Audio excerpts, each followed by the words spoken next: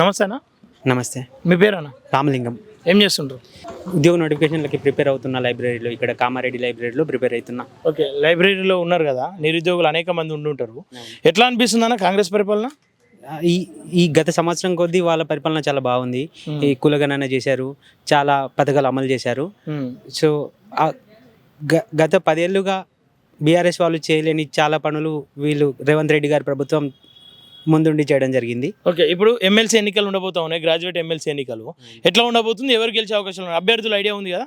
ఉంది అండి. ఎవరెవరు ఉన్నారన్న అభ్యర్థులు? మెయిన్గా మన కాంగ్రెస్ తరపున నరేందర్ రెడ్డి ఆయన ఉన్నాడు. ఆయన ఎన్నుకోవడానికి ఛాన్సెస్ ఎక్కువగా ఉన్నాయన్నమాట. దేనికోసం ఆయన? ఎందుకంటే ఆయన కాంగ్రెస్ తరపున నిలబడుతున్నాడు, ప్లస్ ప్రస్తుతం ఉన్న గవర్నమెంట్ చాలా మంచి పథకాలు తీస్తుంది. సో వాళ్ళ తరపున ఈయన కూడా కలిసి ఉంటే ఇంకా ఎక్కువ ఉద్యోగ నోటిఫికేషన్లు రావడానికి ఛాన్స్ ఉంది.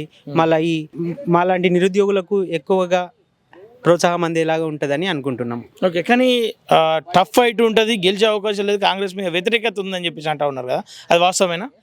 కరెక్టే, టఫ్ ఉంటుంది. కానీ ఎలాగైనా కాంగ్రెస్ ప్రభుత్వం ఇప్పుడు ఇంతకుముందు 10 సంవత్సరాలుగా గెలిచిన బీఆర్ఎస్ను ఒక్కసారిగా బీఆర్ఎస్ వాళ్ళు చేసిన తప్పుల్ని ఎత్తి చూపించి కాంగ్రెస్ని ఎలాగైతే తెచ్చుకున్నామో అలాగే ఇక్కడ కూడా ఏమవుతుందంటే నరేందర్ రెడ్డి గారు తప్పకుండా గెలుస్తారండి. అంటే ఆయన సూటబుల్ ఎమ్మెల్సీకి తప్పకుండా సూటబుల్ అవుతాడు. నిరుద్యోగుల పక్షాన కొట్లాడే అవకాశాలు ఉంది. చాలా సార్లు కొట్లాడాడు కాబట్టి గెలిచే అవకాశం చాలా ఉంది. గెలిచే అవకాశాలు ఉన్నాయి. ఫైనల్గా మీ ఓటు ఏంటన్నా? నేను నరేందర్ రెడ్డి గారికి ఓటేద్దాం అనుకుంటున్నాను. ఓకేనా, థ్యాంక్ యూ.